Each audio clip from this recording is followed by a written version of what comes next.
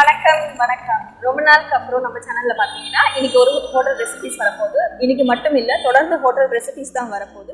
வாங்க ஃப்ரெண்ட்ஸ், ஹோட்டலுக்குள்ள போலாம்.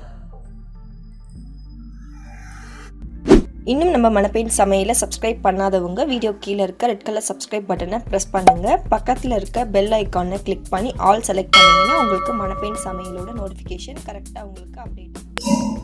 இன்னைக்கு பார்த்தீங்கன்னா சீக்கிரமாக வந்திருக்குன்னு. ஆக்சுவலாக பாதி ஐட்டம்க்கு மேலே அவங்க வந்து வேக போடுறது அதெல்லாம் வந்து அவங்க போட்டுட்டாங்க. இருந்தாலும் நம்மளால் முடிஞ்ச அளவுக்கு வீடியோவை நம்ம கவரேஜ் பண்ண போகிறோம். ரொம்பலாம் மிஸ் ஆகாது. எல்லா ஐட்டம்ஸும் நான் கரெக்டாக உங்களுக்கு சொல்லிடுறேன். குறைஞ்சபட்சம் பார்த்திங்கன்னா இந்த பருப்பு வேக போடுறது, உருளைக்கிழங்கு வேக போடுறது அதெல்லாம் வந்து அவங்க செஞ்சுட்டாங்க. நம்மளால் எவ்வளோ ஐட்டம்ஸ் எடுக்க முடியுமோ அது எல்லாத்தையுமே நான் வந்து உங்களுக்கு எடுத்து உங்களுக்காக நான் நம்மளோட சேனலில் அப்லோட் பண்ணுறேன். ஃப்ரெண்ட்ஸ் வாங்க உள்ளே போகலாம், கிச்சனுக்குள்ளே போகலாம்.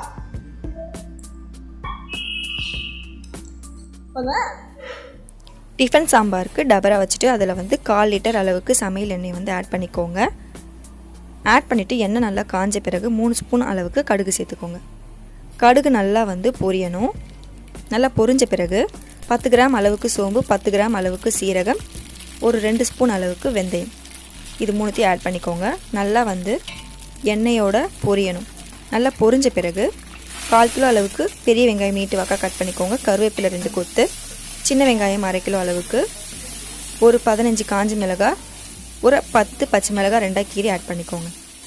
கூடவே பார்த்தீங்கன்னா ஒரு 4 ஸ்பூன் அளவுக்கு பெருங்காயத்தூள் இதையும் சேர்த்து நல்லா வந்து வதக்கிக்கோங்க.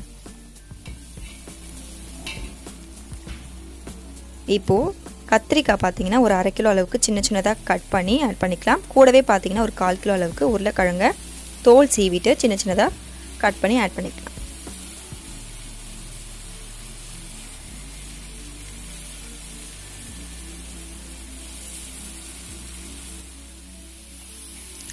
ஆட் பண்ணிவிட்டு நல்லா மிக்ஸ் பண்ணிவிடுங்க. இந்த எண்ணெயிலே பார்த்தீங்கன்னா காய்கறி ஓரளவு வெந்துடணும். அடுத்தபடியாக பார்த்தீங்கன்னா இது 2 கிலோ தக்காளி. இதில் வந்து 1/2 கிலோ அளவுக்கு தக்காளி வந்து சாம்பாருக்கு சேர்க்க போகிறாங்க.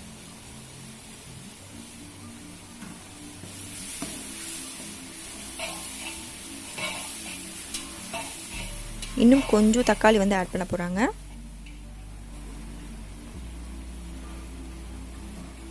ஆட் பண்ணிவிட்டு நல்லா வந்து வதக்கி விட்டுற போகிறாங்க.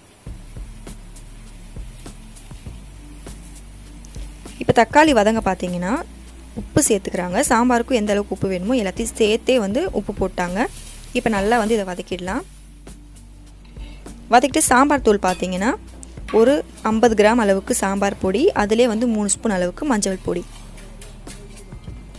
எல்லாத்தையும் சேர்த்துட்டு எண்ணெயிலே வந்து ஒரு 2 நிமிஷம் வதக்கி விட்டுருங்க.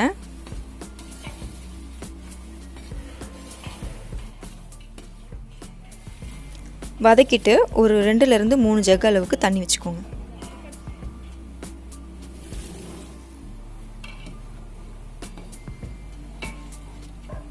இப்போ காய்கறி பார்த்தீங்கன்னா இந்த தண்ணியில் நல்லா வேகட்டும்.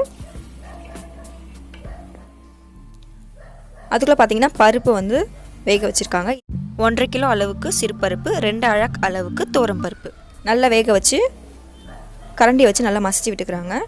விட்டுட்டு நம்ம ரெடி பண்ணி வச்சுருக்க சாம்பாரில் இதை வந்து ஆட் பண்ணிடுறாங்க.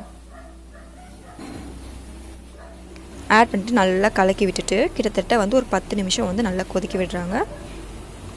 கொதிக்க விட்டுட்டு கருவேப்பிலையை போட்டு சர்வ் பண்ணிங்கன்னா சூப்பரான டிஃபன் சாம்பார் உங்களுக்கு ரெடி ஆகிடும். பூரி, பொங்கல், தோசை எல்லாத்துக்குமே ரொம்ப வந்து ஃபேவரட்டாக ரொம்ப டேஸ்ட்டாக இருக்கும். கண்டிப்பாக ட்ரை பண்ணி பாருங்கள். Bye friends.